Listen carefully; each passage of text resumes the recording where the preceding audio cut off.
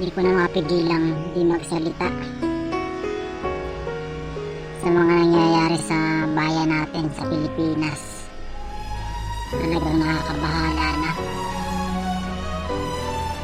Unang-una, yung korupsyon.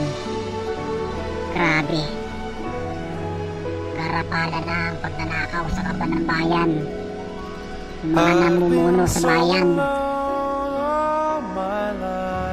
Hindi nyo naman madadala ang pera sa langit. Bakit nyo kailangang nakawan ng kaban ng bayan? Yung mga pulis, wala nang tiwala ang taong bayan dahil sa inyo. Mga buwisit kayo. Sino pa yung naatasa na magbantay sa taong bayan? Kayo pang umaabuso. Mga pulis patola. Nakakabahala na kayo. Sino pa ang pagtitiwalaan?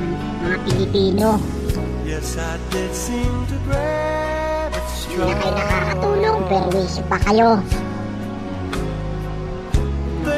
Gawa ka ng ina. Kung wala kayo magawa sa buhay, makamatay na lang kayo.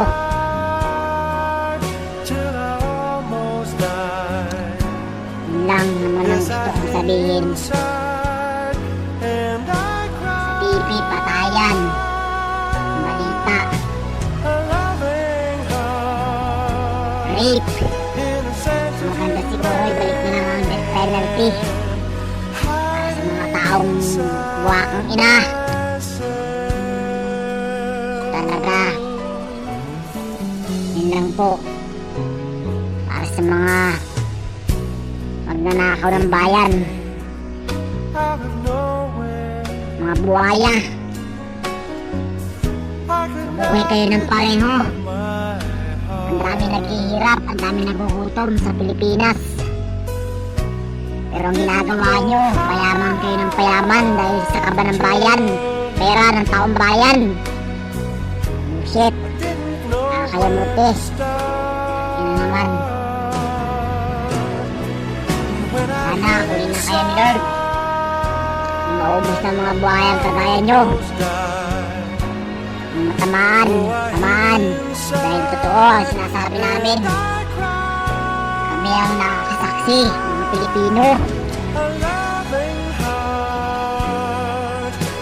Ang daliri para sa inyo, mga Packers.